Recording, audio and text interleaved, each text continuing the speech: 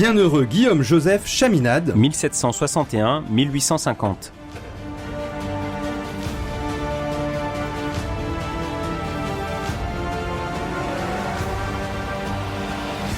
Le dimanche 10 juin 2018, le diocèse d'Agen a célébré la béatification d'Adèle de Batz de Tranquéléon.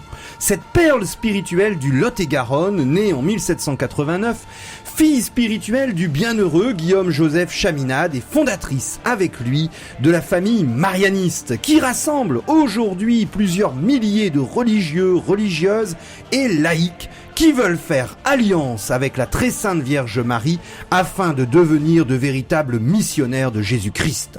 En ces héros, ces saints et ces saintes qui suivent le Christ, l'Église s'intéresse moins à leur qualité naturelle qu'à l'exercice héroïque de leurs vertus, c'est-à-dire aux chefs-d'œuvre surnaturels que Dieu produit en modelant les dons naturels pour les amener à leur plus haute perfection. Dans ce deuxième numéro des Pèlerins de Dieu sur les pas ce mois-ci du bienheureux Guillaume-Joseph Chaminade, assistons ensemble au retour d'exil à Bordeaux en 1800 de ce saint prêtre qui crée aussitôt une congrégation de l'Immaculée, puis à sa rencontre providentielle avec la bienheureuse Adèle de Tranquéléon.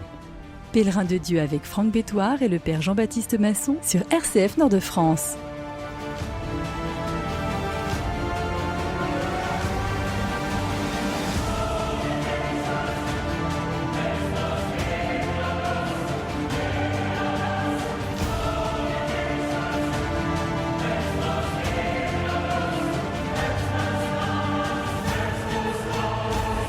Dans cette France de la deuxième moitié du XVIIIe siècle où règnent les philosophes anticléricaux, Voltaire, Diderot, matérialistes même, dans cette crise du christianisme français avec la baisse des vocations et puis tous les signes d'appartenance religieuse, va naître un futur bienheureux, Guillaume-Joseph Chaminade, qui est né à Périgueux le 8 avril 1761, va être bercé par une dévotion mariale très précoce, se sentir appelé très tôt au sacerdoce, ordonné à 24 ans, prêtre en 1785, et puis 3 ans plus tard, c'est la Révolution française, 4 ans, il devient prêtre héroïque face aux persécutions, se cachant en maintenant tout son ministère de façon un petit peu rocambolesque. Il est obligé de fuir en Espagne, à Saragosse, pendant quelques années, et c'était tout l'objet de la précédente émission que vous pouvez retrouver en podcast sur le site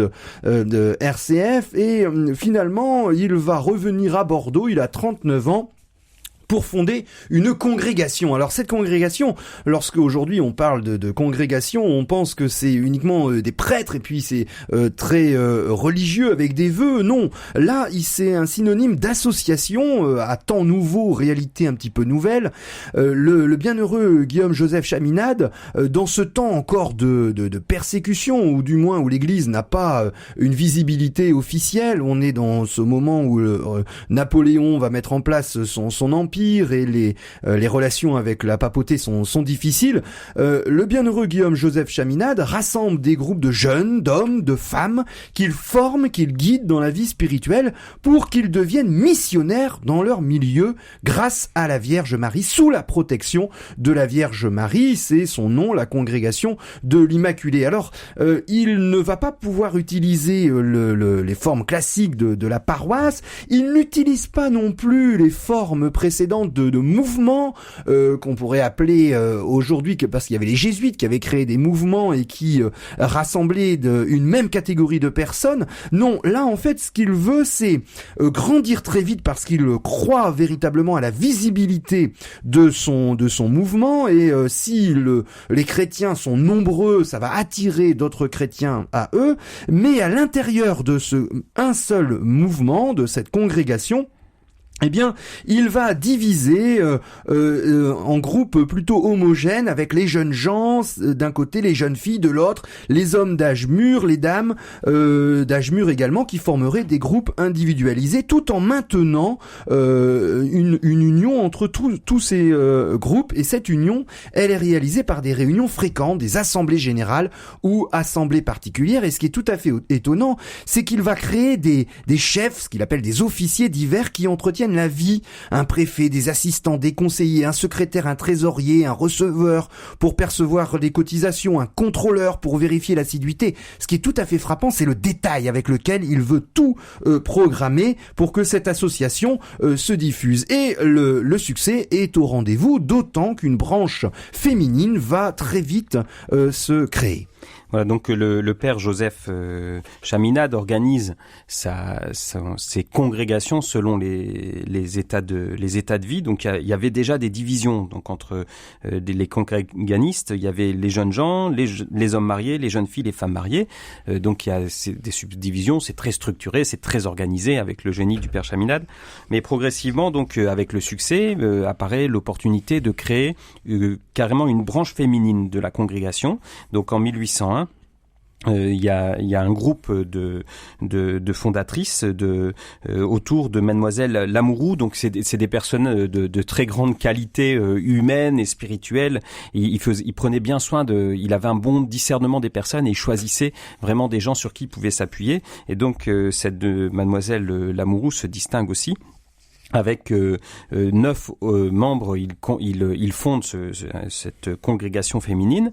Et donc ensuite, parmi ces 9 membres, il y en a pas moins de 7 qui deviendront religieuses. Donc il faut bien comprendre qu'il s'agit d'une œuvre destinée aux laïcs d'abord, et il y a énormément c'est un travail d'éducation, d'encouragement de la jeunesse, et il y aura beaucoup de vocations qui vont naître et qui se répartissent ensuite dans les différentes communautés, congrégations religieuses existantes. Donc ce que fonde le père Chaminade, là, c'est quelque chose de tout à fait novateur, donc comme on l'a dit, qui n'est ni dans le cadre habituel des paroisses, ni dans le cadre des congrégations religieuses, qui est une œuvre d'éducation, de promotion de la foi chrétienne dans les différents milieux, donc, et qui aussi s'insère selon les milieux socioprofessionnels, les catégories sociales, etc. Donc qui se déploie avec un succès grandissant. Alors, un des traits communs, c'est l'obligation de réciter chaque jour un office. Donc, pour les jeunes femmes, ça va être l'office l'office du cœur immaculé de Marie, tandis que pour la première branche, c'était l'Immaculée Conception. Une petite différence mineure entre les deux congrégations masculines et féminines. Et puis donc il y a cette croissance qu'on a dit qui attire, donc qui est très rapide et qui fait que très rapidement c'est des centaines de jeunes qui passent par ces congrégations.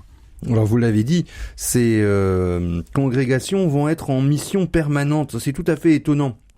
Il va expliquer, alors il va créer également dès l'année suivante, on est en 1802, une école pour les enfants pauvres. Alors l'enseignement, c'est le deuxième point fondamental. Le bienheureux Guillaume Chaminade voit devant lui une société déchristianisée. Il se dit, il faut prendre le problème à la base. Et alors qu'on pouvait rentrer dans la congrégation, dans cette association de laïcs, pour parler comme dans le langage d'aujourd'hui, à 16 ans, il va, dès la sortie de l'école, vers 12 ans, créer tout un patronage avant la lettre. C'est lui qui va donner à ses enfants une culture et puis un exemple chrétien. Et dans le prolongement normal des choses, il va y avoir également l'agrégation des pères de famille en 1803. Et le bienheureux Guillaume Joseph Chaminade est également à cette intuition d'un véritable catéchuménat, puisque il ne veut donner d'exigence que finalement le chrétien ordinaire, mais avec un zèle supplémentaire. Il dit, vous rentrez dans cette association pour simplement accomplir tous les devoirs du christianisme, mais comme vous n'êtes pas assez fort et puis vous êtes peu nombreux, vous allez vous épauler entre vous. Et la transformation religieuse des âmes se fait en étant intégré dans ce bassin de chrétiens fervents.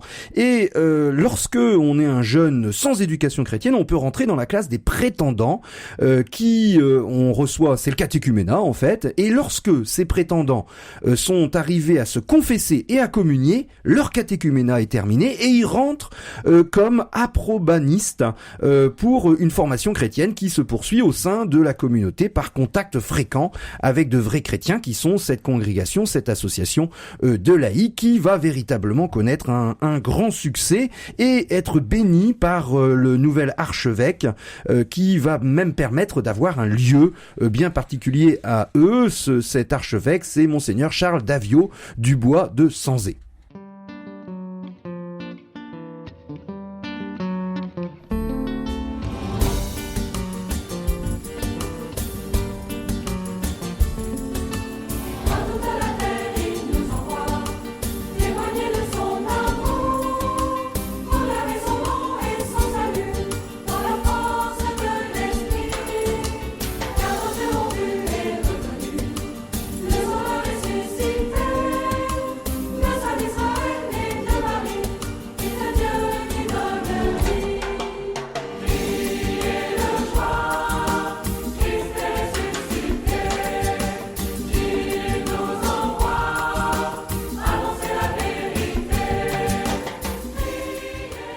Pèlerin de Dieu sur RCF Nord-de-France. Nous sommes en 1804 à Bordeaux. Les congrégations du Père Chaminade ont été reconnues par l'évêque qui se réjouit de cette œuvre qui lui fournit la plupart de ses séminaristes. Donc on est en pleine période de rétablissement de l'Église. C'est encore difficile, on est sous l'Empire.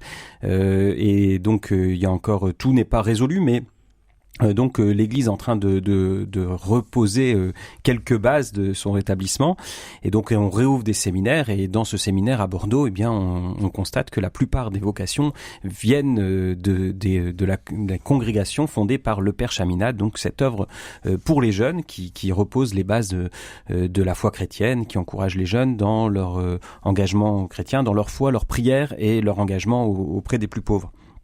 Alors il y a très vite un problème de place. On était encore donc ça a démarré sur le régime des oratoires, donc ces petits lieux clandestins pendant la Révolution où on se regroupait dans l'église.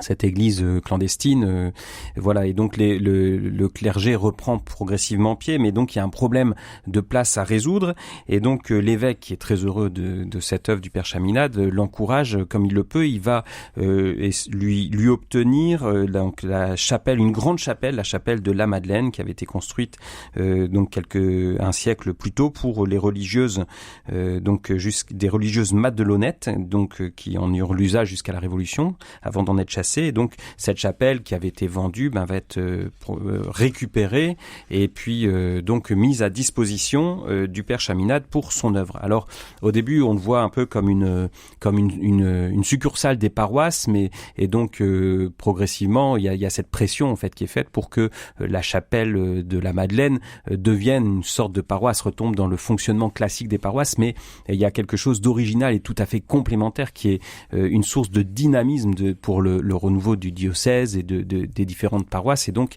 le Père Chaminade, lui, résiste, il tient à ce que son œuvre reste centrée sur cet apostolat des jeunes. Alors il les occupe, donc ces réunions, il faut se rendre compte de ce que c'était. Il fallait occuper des jeunes gens pendant plus de 2 heures, donc il s'y prenait avec beaucoup de talent pour alterner des périodes d'enseignement, de détente, de prière, d'activité physique, des jeux. Et donc il met en place quelque chose de tout à fait adapté à la jeunesse et aux différentes catégories qui s'y retrouvent. Et donc ça va être 2 années où tout semble démarrer, mais avec des difficultés quand même qui surviennent et qui rendent aussi les choses plus difficiles. Oui, alors le bienheureux Guillaume Joseph Chaminade voulait toucher les masses. Or, cette élite généreuse et conquérante qu'il avait réunie commence à se disperser. Les uns entraient au séminaire qui venait d'ouvrir ses portes, vous l'avez dit, et puis les meilleurs venaient à mourir. La conscription en enlevait d'autres. On est dans sous Napoléon où finalement le Napoléon combat toute l'Europe, et sans cesse les jeunes gens sont appelés à l'armée, dans cette armée impériale. Mais finalement, entre 1806 et 1809, il a 45 et 48 ans. Sa congrégation, son association de laïcs et de prêtres, c'est un grand mouvement, va connaître une vigoureuse croissance, plusieurs centaines, notamment les jeunes filles, où on en compte près de 250, et il va également établir un partenariat avec les frères des écoles chrétiennes, créées par Saint Jean-Baptiste de La Salle, il y a plus d'un siècle, au début du XVIIIe siècle, où, puisqu'il avait également un rôle d'enseignement important des membres de son association. Et en 1808, il y a plus de 800 enfants qui reçoivent une éducation chrétienne grâce au bienheureux Guillaume-Joseph Chaminade, ainsi que pour les frères des écoles chrétiennes. On a également 34 congréganistes religieuses, donc en plus des laïcs, en 1808. Ceci dit, un nouvel élan va être apporté à ce grand mouvement, puisque en 1809, le bienheureux Guillaume-Joseph Chaminade va aller propager la congrégation, son association, dans la région d'Agen et de Condom, où l'appelle une jeune et pieuse personne, mademoiselle de Tranquéléon. Adèle de Batz de Tranquéléon, qui est née, donc qui a choisi sa date de naissance pour une noble. Elle est née le 10 juin 1789, juste avant la Révolution française. Et donc, elle vient d'une famille, on est dans une des très anciennes familles de France. Elle est née dans un milieu qui est assez différent de celui du père Chaminade, dont les parents étaient, donc son père était tailleur de pierre et maître verrier. Il gagnait correctement sa vie, mais on est dans un milieu d'artisans et de petits commerçants. Ici, là, on est dans vraiment le milieu de la noblesse qui a été complètement bousculé par la Révolution. Donc, ils ont dû fuir. Ils sont fui en Espagne et puis au Portugal. Alors, elle y a montré toute jeune un caractère trempé. Donc, dans une famille qui était extrêmement généreuse. Elle a reçu de sa mère aussi ce désir de charité. Il y a une petite anecdote de son enfance où on donnait un cadeau et une belle robe, et puis elle en paraissait pas très heureuse. Alors la mère lui demande: mais ça ne te plaît pas? Et elle dit: mais il aurait bien mieux valu donner la somme à des pauvres. Donc toute petite, elle a été éduquée à cette générosité qu'elle a manifesté plusieurs fois. Alors après l'exil en Espagne puis au Portugal, la famille espère revenir. Ils s'établissent un temps à Saint-Sébastien, au nord de l'Espagne.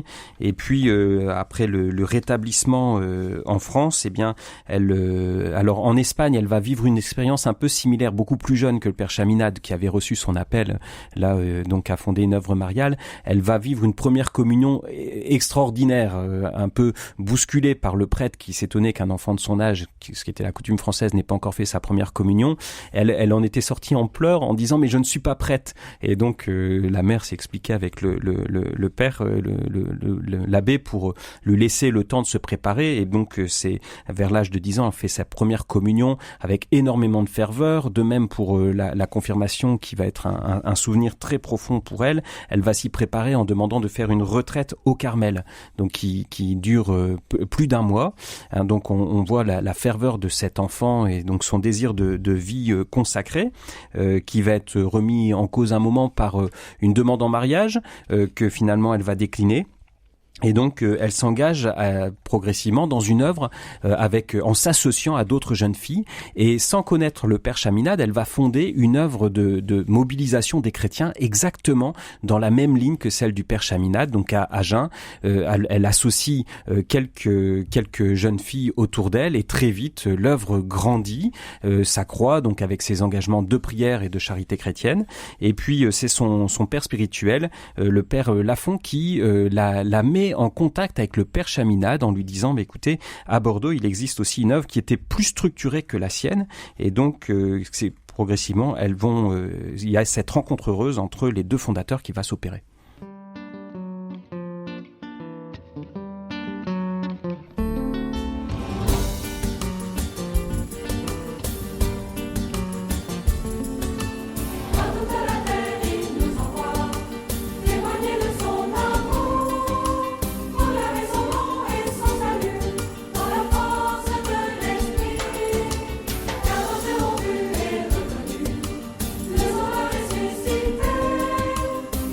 Le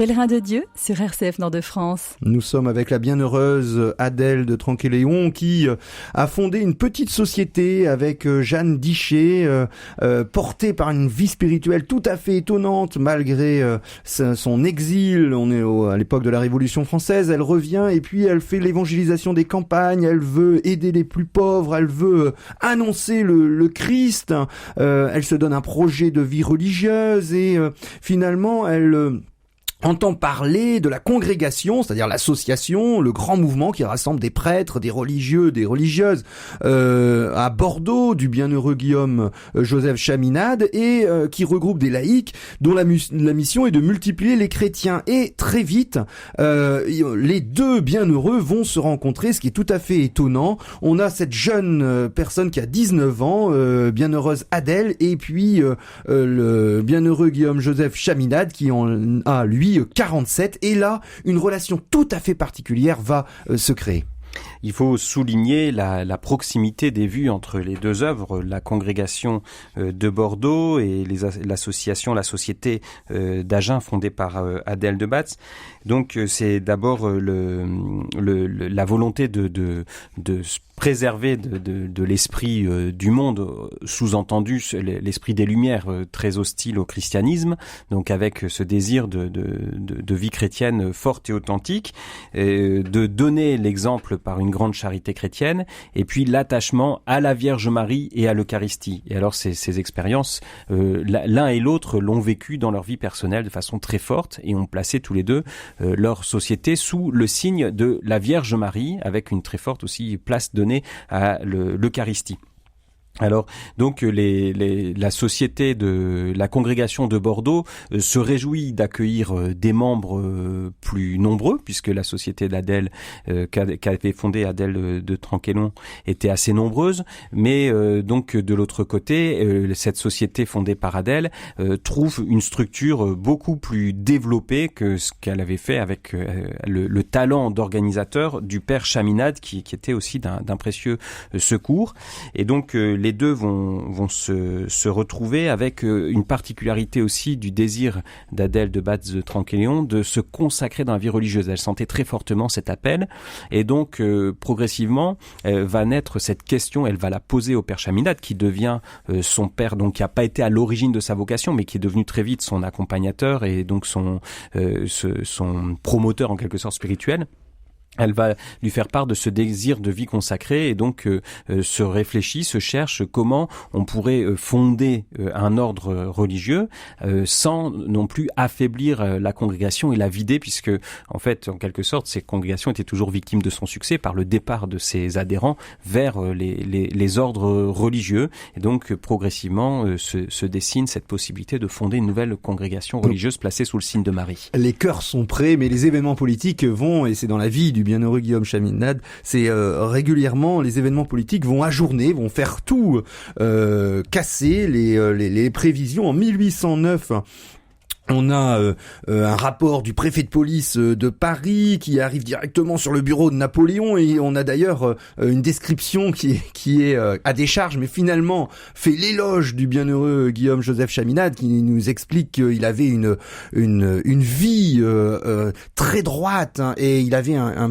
pouvoir d'influence, il subjuguait un grand nombre de personnes, mais il était de sentiment royaliste. Alors il n'a jamais pu s'en cacher, il était pour le roi. Et là, Napoléon, notamment avec les défaites militaires, craint un complot, ce qui va d'abord se réaliser avec Louis XVIII, et finalement il y a une perquisition. Napoléon ordonne la dissolution de toutes les congrégations. C'est le moment où il est excommunié par le pape, et on a une guerre ouverte entre Napoléon et puis la papauté, ce qui fait que tous les efforts du bienheureux Guillaume Joseph Chaminade tombent un petit peu par terre. C'est la misère à Bordeaux de nouveau. Et pendant ce temps, pendant ces années difficiles, c'est par la correspondance que les deux bienheureux continuent leur cheminement spirituel. D'ailleurs, correspondance qui est souvent l'élément déterminant pour discerner les vertus héroïques chez un saint ou une sainte, puisque cette correspondance continue permet de voir aux historiens d'aujourd'hui la progression d'une âme et surtout la ténacité qui est véritablement la marque distincte des héros de la foi. Et on peut terminer cette émission en évoquant l'épisode des 100 jours où Napoléon revient et le bienheureux Guillaume-Joseph Chaminade va être l'un des rares ecclésiastiques à être enfermé de tout Bordeaux. Il est arrêté, incarcéré dans le fort du Ha le 23 juin 1815, mais l'épisode des 100 jours s'achève si promptement qu'il n'est pas finalement interné et il va revenir pour pouvoir fonder en 1816 les Filles de Marie.